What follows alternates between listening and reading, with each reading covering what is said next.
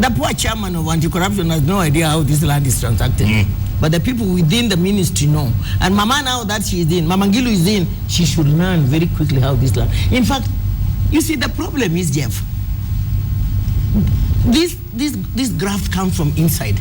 There is no way you are going to make a deed plan. There is no way you're going to do transfers unless you are inside that corrupt house. Yeah. Unless you are inside that corrupt roof, the vice starts inside.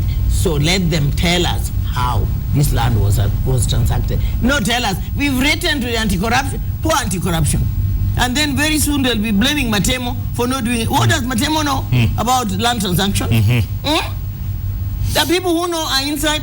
The files are also inside. And those files, you can't believe those files, Jeff. Because those files, some of them, you have one parcel of land with 10 title deeds belonging to 10 people.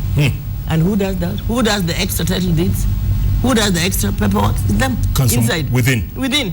And you know, the story of this land just keeps changing all the time. It just keeps changing.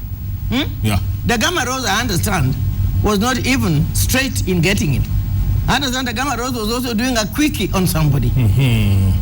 That's what I hear. He was doing a rotten one on somebody who was dead, a client. My goodness. I mean, how? How? A client who died before the transaction was finished. Yeah. He was doing And we allow this?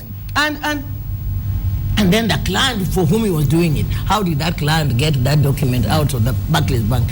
Can Barclays Bank talk? Can they be made to talk? Why are they quiet in all this? Their names come up. The name comes up all the time. It's not good for the bank. No. Comes up. If I was the boss of, I want somebody. That's my bank. That's your bank. Could you please come out and talk my bank? Otherwise, I change my account. I transfer my account elsewhere tomorrow. I don't want to bank in a rotten bank. Somebody at Barclays had better talk. I am a long-term customer. Premier too. So I'm telling them they better come out and tell us, how did that document leave their precincts? How did it leave the vaults? And to whom did it go? And for how much? At the end of the day, Orie, listen, this is just one scandal. Imagine the ones we haven't heard of yet. Imagine the ones we'll never hear of. As I talked about Ngamia, didn't I? Yeah. And you know, we are so used to doing dirty deeds here. We even have to go to Japan and do stuff. We go to Australia and do stuff. And then these are the leaders. These are the ones who want to be president of tomorrow. Imagine. Now we have a president of today who has his head screwed properly. I want him to not sit back. I want him not to allow the people he has appointed to fool Kenyans. I want him to get in himself. If anybody's name, Jeff, if your name is mentioned, you go out. Straight. My name is mentioned, I'm out of whatever. That is how it is.